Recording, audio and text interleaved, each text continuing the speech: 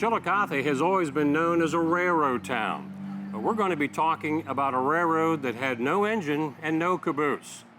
Coming up next on the Markings of History. Find a career you love with Pickaway Ross Adult Education. Skilled trades careers are in high demand with no signs of slowing down. Pickaway Ross offers career training programs with expert instructors and hands-on learning tactics to create a variety of opportunities. Visit our website for more information. I'm Mike Smith of Litter Media, along with Kevin Coleman of Intrepid Heritage Services. We're talking about the Underground Railroad and this marker that commemorates that. Kevin, what about the Underground Railroad and how it played a role in Chillicothe? Well, of course, it was secret in its day, but there are several sites, several stations of the Underground Railroad that are documented in Chillicothe and Ross County. So this was, I think it's safe to say this was a friendly area for the Underground Railroad for escaping slaves. So once they came across the Ohio River, they made their way up through here. Where were some of the other areas of possibly Ross County before they got to Chillicothe? I'm trying to think. There's a great map that shows documented or presumed routes. Most of them would have been along the highways of the time, maybe the rivers, where perhaps escaping people were hidden in hay wagons or just walked and then scurried into the brush.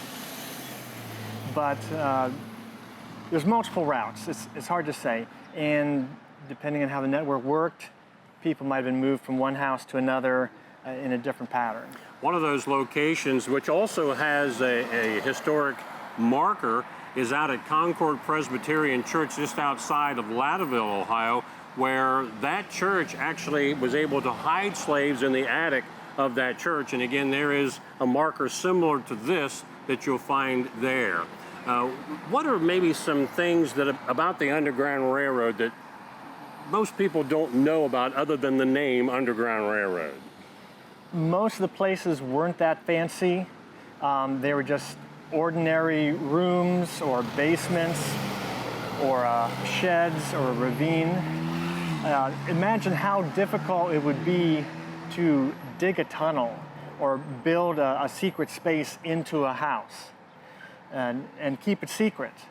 So they're usually ordinary places, just people who cooperated, who kept quiet, a network that protected the escaping slaves.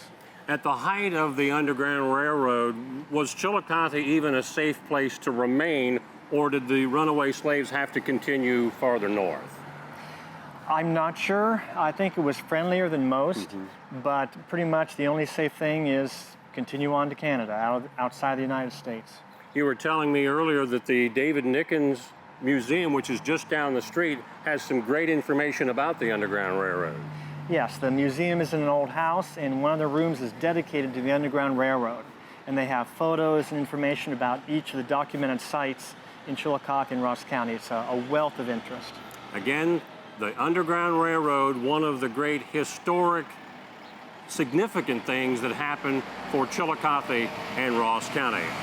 For Kevin Coleman of Intrepid Heritage Services and our producer, Aaron Glandon, I'm Mike Smith for Litter Media's Markings of History.